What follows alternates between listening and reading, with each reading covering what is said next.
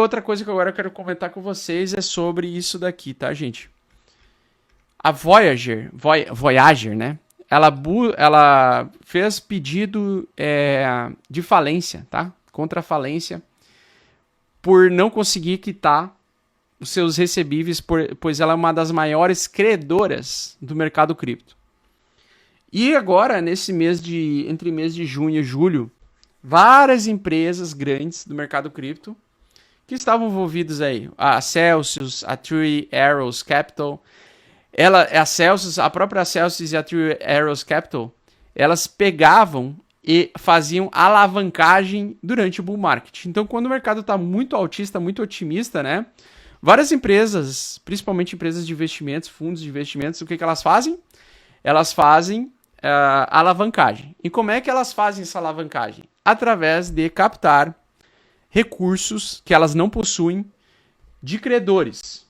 E esses credores, e esse um dos principais credores de todo o mercado cripto é a tal da Voyager, que é essa empresa que está pedindo falência, tá? Que está fazendo pedido de falência, pois por não conseguir mais pagar as suas dívidas e manutenção de equipe, manutenção de pessoal e assim por diante. O que está acontecendo agora de junho para julho, tá? É algo que, na minha opinião, pode ser um reflexo no próximo semestre do mercado cripto e principalmente para o primeiro semestre do ano que vem. Tá? Que é conforme eu expliquei para vocês que a gente pode buscar os $9.500 ainda até no ano que vem. Acontece que os caras no bull market, isso se repetiu mais uma vez, porque em 2017 eu lembro que isso aconteceu também.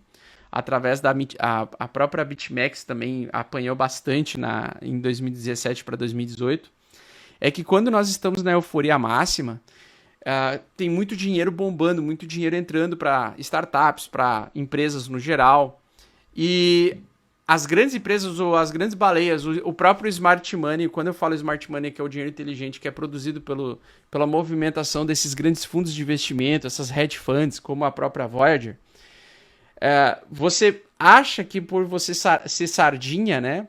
Você sabe, uma sardinha estudiosa vai saber menos do que um gestor. Mas, cara, era meio óbvio que em algum momento ia acabar a liquidez do mercado, certo? E aí o meu grande questionamento é, por que essas empresas como a Celsius, como a Three Arrows Capital, pegavam e alavancavam um capital dentro de um período de FOMO de gamecoins, de shitcoins, de porcarias de startups, de ICOs camufladas de NFTs.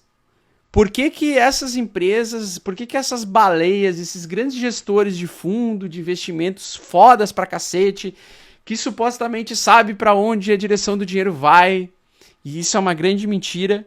Por que eles se alavancaram, cara? Para que pegar dinheiro emprestado e fazer alavancagem durante um período de bull market muito louco e insano? Porque dentro dos ciclos econômicos isso é uma coisa muito comum de acontecer, é uma coisa muito normal. Então o nosso maior risco, e aqui está o título do vídeo, é por isso que eu coloquei o título do vídeo, o nosso maior risco do mercado cripto não é do Bitcoin, tá? O Bitcoin eu botei só a palavra-chave ali, a tag, para tentar captar mais pessoas através da pesquisa do termo Bitcoin. Mas eu tô falando mais do mercado cripto em si, porque para mim o mercado cripto em si ele é camuflado o mercado de startups mais arriscado que o mercado de startups tradicional, tá? É o risco do risco. Hoje o maior mercado mais arriscado do mundo é o mercado, na minha opinião, o mercado de startups, que é o mercado de altcoins, que é o mercado de criptos, que não envolve aí o BTC, tá? Porque o Bitcoin é uma ferramenta, não é uma empresa, tá? Todas as outras é empresas que estão por trás, toda essa gororoba aí que vocês conhecem, tá? Por que um credor, ele aceita emprestar dinheiro para empresas que queiram se alavancar durante um período de bull market, onde você tem data e hora para o Fed começar a mudar a política econômica global, sair de uma condição de dinheiro sobrando nos mercados ou dinheiro sobrando na economia pela impressão, pelo afrouxamento quantitativo, né? Ou seja, Cara, pela própria fala desse maluco aqui, desse CEO da Voyager aqui, ó, o que que ele comentou? Deixa eu só ver se eu acho aqui o que que ele comentou. Deixa eu ver aqui se ele tem. Eu acho que não tá nessa notícia aqui. Aqui, ó. Olha o que que ele falou. Acreditamos fortemente no futuro da indústria. Ou seja, os caras acreditam no mercado cripto, tá? Da evolução do mercado cripto, assim como todos nós.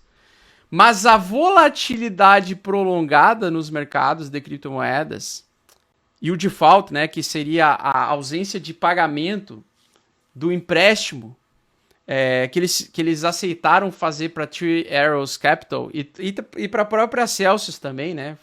Porque foram 7 empresas desse nível que quebraram. 7 empresas desse tamanho da Three Arrows Capital e da Celsius que estão quebrando. A falta de pagamento que exigiram tomar essa decisão. Essa decisão do quê? De solicitar proteção contra a quebradeira. Ou seja, eles querem tentar, de alguma forma, que algum órgão dos Estados Unidos consiga comprar e manter essa mais uma empresa fantasma. Mais uma, né? Essa Voyager está se tornando mais uma empresa fantasma de toda a empresa zumbi, na verdade. Está se tornando uma empresa zumbi que está sobrevivendo não sei como, que os caras não conseguem ter mais capital, porque eles não estão... São credores, pessoas que com base na confiança emprestam dinheiro para outras empresas se alavancar, na troca de possível receber um juro futuro. Ou seja, um cenário extremamente alavancado dentro de um ambiente que estava em fim de festa, né? Vocês lembram que nos vídeos antigos eu falava de fim da balada, né? Que eu já estava perto do fim da balada. É só você postar no YouTube, procurar Augusto Bax perto do fim da balada. Onde eu fazia uma zoeira de você... É a mesma coisa que você tá na balada. Uhul! Putas! Ferraris, Lamborghinis. Aí passa sempre um idiota, um moleque idiota de 20 anos com aquele ouro Rolex, imitação do Rolex, ou o próprio Rolex mesmo, com uma Lamborghini na frente da festa, com o nariz empinado lá na casa do caralho. E aí você vê, tá todo mundo na festa, iniciando a festa, e a balada acho que começa às 6, 7 horas da manhã, você já começa a ficar mais perto do segurança, da porta do segurança da balada pra ser o primeiro a sair da balada, né? Sair correndo da balada. Então, o que acontece? A gente tava no fim da balada, no ano passado, e os caras se alavancando, velho. Os caras pedindo 18 mil bitcoins emprestados. Empréstimo de 18 mil bitcoins para essa Voyager, né? Alavancagem em fim de festa é o quê? Prejuízo, quebradeira. Então não tenho... Cara, assim, ó, é impensável o que gestores de fundos de investimentos fazem. Não é porque eles têm bilhões de capital que pessoas e outras empresas deram confiança, né, emprestaram dinheiro e assim por diante, que os caras são donos da razão. Então, sempre o conhecimento ele está acima de tudo e de todos. O conhecimento sobre as coisas que você entende, sobre as coisas que você faz, ele está sempre acima de tudo e de todos. Então, cara, se vier alguma baleia no Telegram falar pra você fazer isso, aquilo, foge dessa baleia. Ele não sabe mais do que você, que estuda pra um caralho, que entende das coisas pra um caralho, que tá entendendo essa dinâmica, ele não vai saber mais do que você. Tá? Porque eu e o meu irmão saiu da balada em setembro, eu saí da balada em dezembro, né? Eu saí da balada um pouco mais tarde que o meu irmão. Mas o meu irmão ele foi o primeiro a sair da balada. Né? Meu irmão saiu da balada e eu saí em dezembro. Eu saí 2 meses depois dele, né? E a gente saiu da balada e se escapamos das luzes da balada, do fim da festa, né? A gente saiu antes do fim da festa. Através da utilização de análise gráfica, né?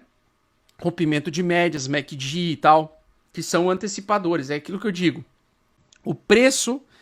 ele é o melhor indicador do mundo. Ele é melhor do que qualquer notícia, melhor do que qualquer informação privilegiada. Saber analisar o preço é uma questão de saber sobreviver e saber também o momento de você fazer dinheiro, né? Então essas empresas com gestores de fundos de investimentos aí com trilhões em mão, sei lá quantos os caras tinham lá, olha só, a Voyager listou ativos e passivos entre 1 bilhão a 10 bilhões. A empresa tem cerca de 1,3 bilhões em criptoativos em sua plataforma e 350 milhões em uma conta chamada para benefício dos clientes, no Metropolitan Commercial Bank. Cara, então o que acontece? Ó, eles têm 110 milhões em mãos ainda, mas eles, se eu não me engano, estão com 500, essa Three Arrows Capital está com 500 milhões de dívida, porque tomou no cu, porque pegou um período de baixa do mercado e uma reversão. Ou seja, os caras são gestores de fundo de investimento, eles têm milhões de capital na mão e eles não sabem fazer uma simples análise. E isso é sério que eu tô falando. Os caras não sabem fazer uma simples análise de tendência semanal. O que é uma análise semanal, né? Você quer saber qual é a direção do mercado nas próximas semanas. Qual que é o segredo máximo para entender isso? Topos e fundos ascendentes no semanal. Topos e fundos ascendentes no semanal. Aqui, dentro de uma estrutura de alta, para ele continuar em alta, ele tinha que ter continuado a subir aqui, ó. Aí fazia sentido se manter nessa alavancagem que essas empresas estavam. Mas uma vez que ele perdeu o topo anterior, que deveria servir como suporte, uma vez que ele perdeu, que aconteceu esta barra aqui, ó, alguém mais experiente em gráfico sabe que isso aqui é uma reversão semanal de tendência, cara. Isso aqui foi o dia, né? Foi dia 13 de dezembro. Foi o dia que aconteceu esse rompimento aqui, ó. Esse rompimento aqui, ó. Tá? A perda do suporte dos 50 mil dólares por unidade. Ou seja, a perda do suporte semanal. Ele tinha que ter iniciado uma retomada de alta e perdeu 52 mil. Então o que acontece? Quando você perde a estrutura de alta semanal, isso é uma reversão majoritária de tendência. Do mesmo jeito, a gente precisa, hoje em dia, e eu sei disso, para a gente voltar a ter tendência de alta semanal, pessoal, a gente precisa romper essa região aqui no gráfico do Ethereum. Essa região no gráfico do Ethereum, ó. 2.500 dólares por unidade. É uma região que você precisa ver o preço subir, manter-se acima dele e... Cara, é um negócio muito simples de entender. Ele pode subir até 2.400 dólares que não vai voltar à tendência de alta. Ele só vai voltar à tendência de alta quando ele fizer isso daqui, ó.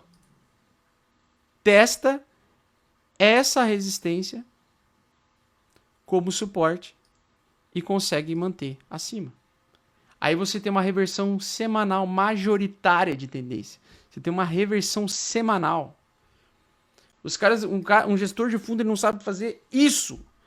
A leitura básica de análise gráfica, de tendência. E quantas pessoas no mundo usam análise gráfica e não prestam atenção numa coisa tão simples, que é só entender a porra da tendência semanal.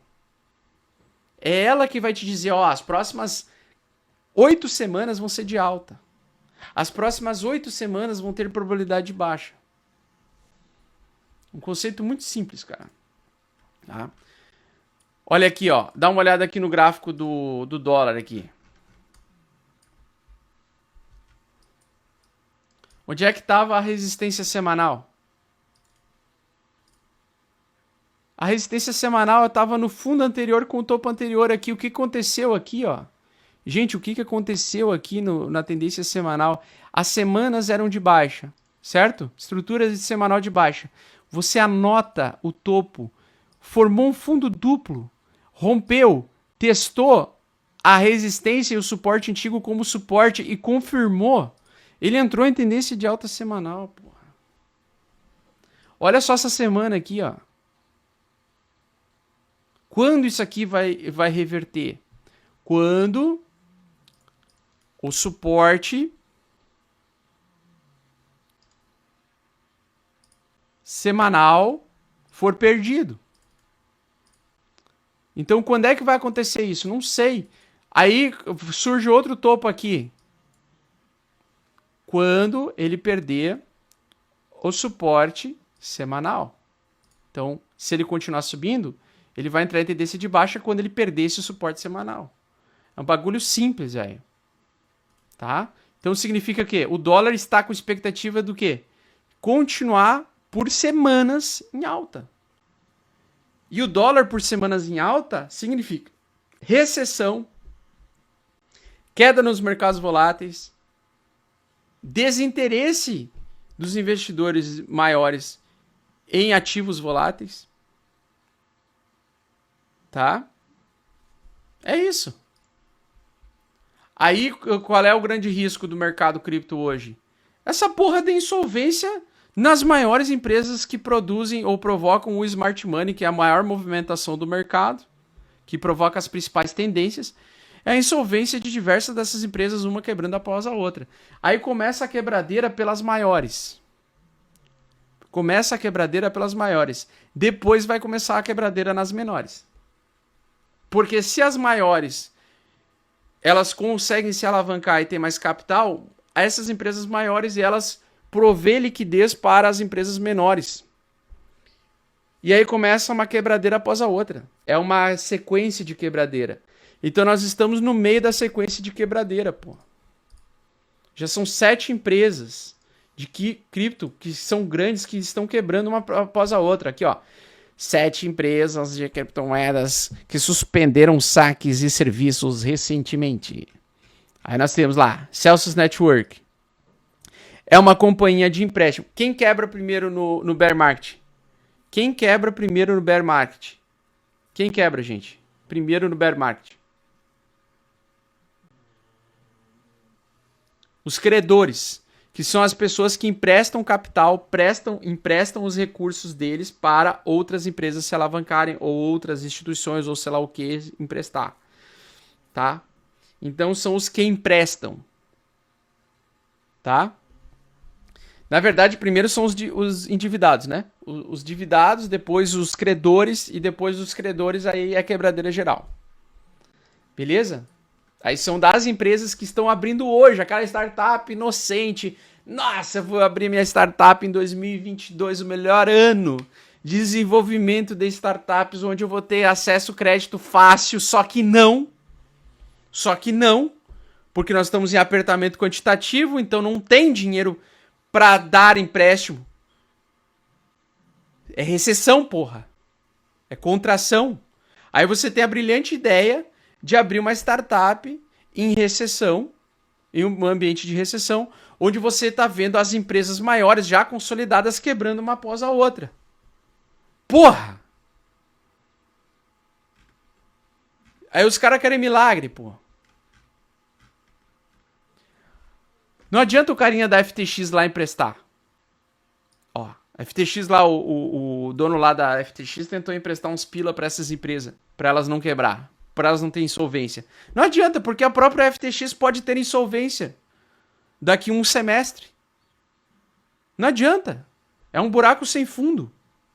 É um efeito dominó.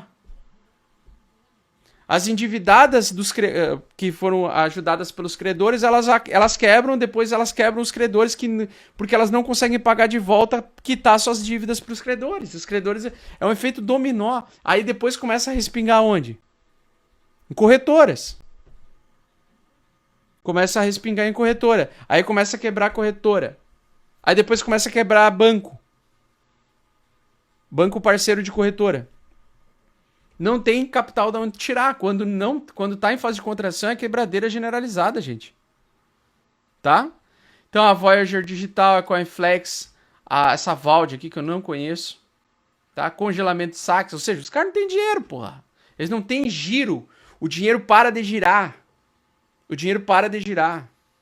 O dinheiro volta para as pessoas que querem proteção. Babel Finance vai pro saco também. Coiloan. E a Three Arrows Capital, né?